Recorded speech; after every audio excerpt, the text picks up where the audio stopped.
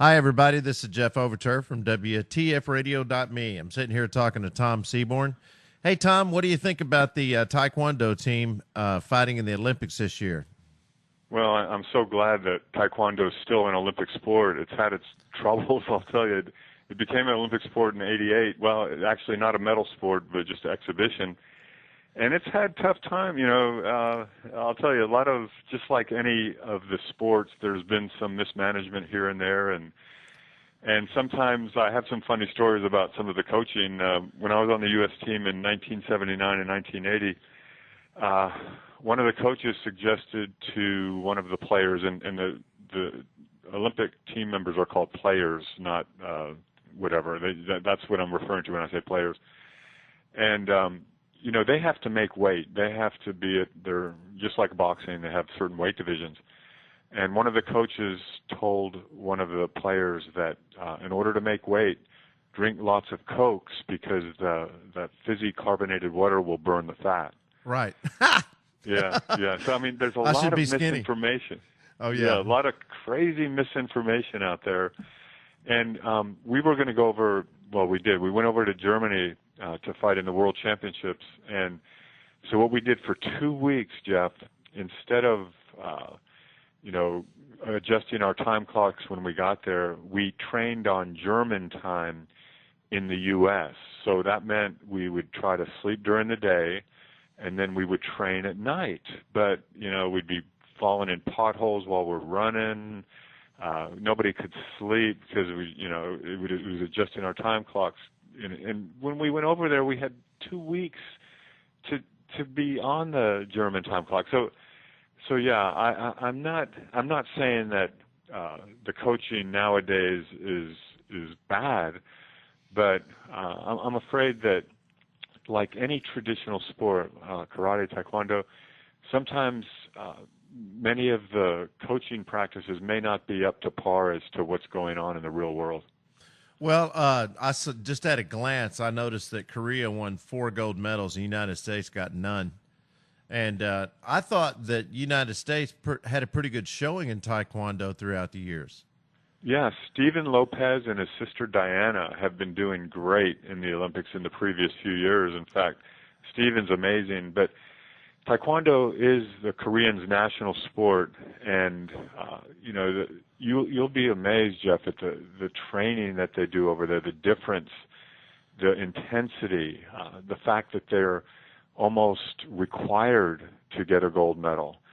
And when they don't, I mean, their lives, the rest of their lives, they live in shame. It's different. It's so different than in the United States. Their expectation level is high. Oh, absolutely. Again, that's their national sport. And all through the years, Korea usually wins the team title, and especially the lighter weight divisions. The heavier weight divisions sometimes go to the Europeans, sometimes to the Americans, but the lightweight divisions, definitely Koreans, the Asian-type countries, yeah. Yeah, they're good kickers. I'll tell you that. I lost a Taekwondo fighter once in Jack Wong's tournament, the American Open, and it was one of his black belts, and I thought surely I was going to win, but I didn't. The funny thing is, Jeff, that in a Taekwondo tournament with the World Taekwondo Federation rules, the Olympic style rules, it favors kicking, obviously, over punching. Since you can't punch to the face, then that allows you, as a kicker, to throw techniques that you would never throw in a regular full contact match because you just get punched in the face in the middle of your technique. Right. Yeah. So that's why when a kicker versus a puncher, if you can only punch to the body, it's really difficult to score to the body in Taekwondo in this Olympic style. For example, you have to hit your opponent so hard, they call it trembling shock. If you don't hit him that hard to pretty much move him or knock him down, then you won't get a point. So that's why everybody kicks, and very few of these guys punch. Oh, okay.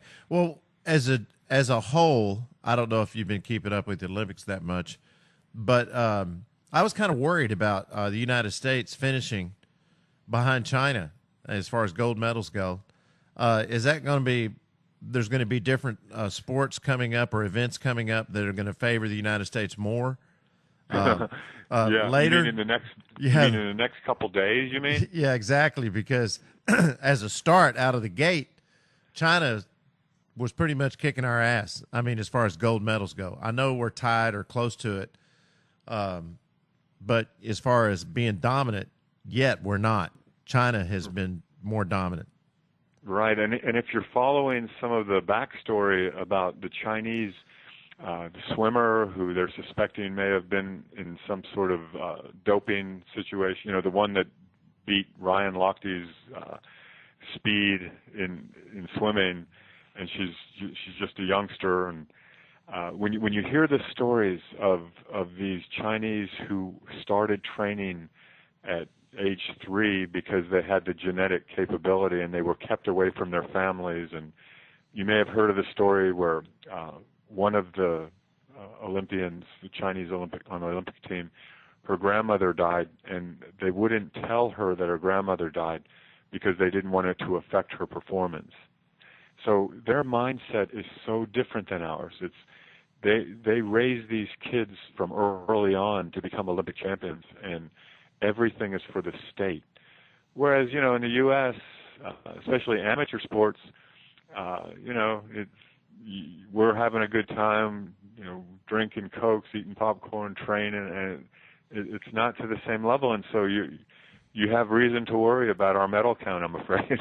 Well, I'm kind of wondering if it has a little bit to do with like an ADD generation, or everybody gets a trophy to participate, or the lack of discipline as children growing up because of laws and press and Facebook and all these different outlets that can just roast a parent for disciplining their child, or as far as focus goes, focus issues.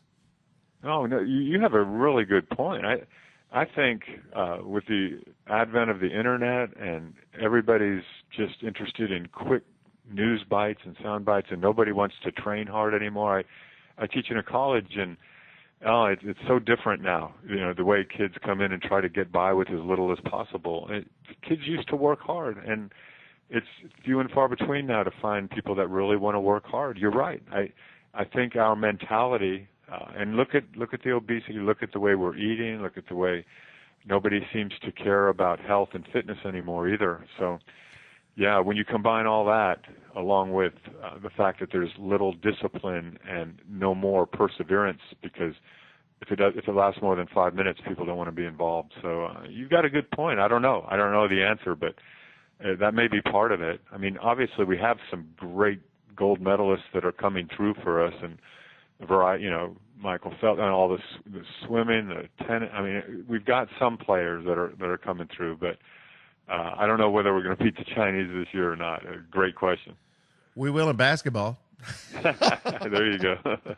That's one. We better not lose any more, or anything in basketball, because the talent. I mean, that would be just horrendous. I noticed that at the start of the last game, it was kind of close in the beginning of the game, and the United States was passing the ball, they were dishing and everything else, and they were trying to play team basketball. And then about, I guess, in the second half, that went out the window.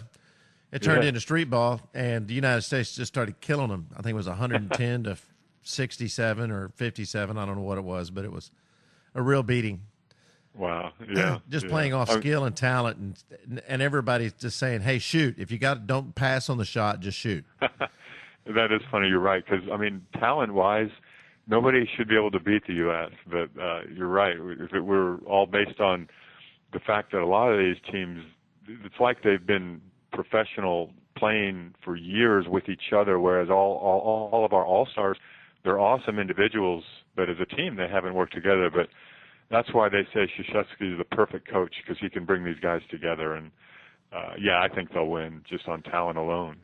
I was just curious if it's possible that the overall demeanor of the United States of America going through this severe recession and unstable political climate, like both parties just going at each other's throats, and the United States as a whole, as far as attitude goes, I was wondering if that might be affecting the passion that people might have when they approach an any endeavor, like your students, like schoolwork, like anything else like that?